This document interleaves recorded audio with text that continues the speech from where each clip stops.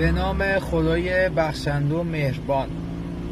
بچه ها، این فایلایی که من بابت دوره ثروت گذاشتم، خب اینو چند بار ببینید.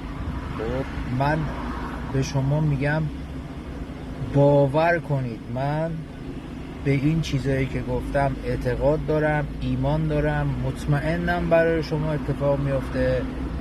من امروز جلسه دومو خب بعد از ظهر براتون دوباره فایل میگیرم، براتون میفرستم.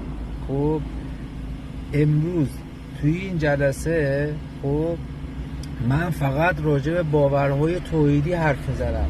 من باورهای توحیدی رو براتون توضیح میدم که شما کمتر زجر بکشین، کمتر رنج بکشین برای رسیدن به خواستهاتون. از باورهای قرآنی براتون میگم. ممنونم ازتون.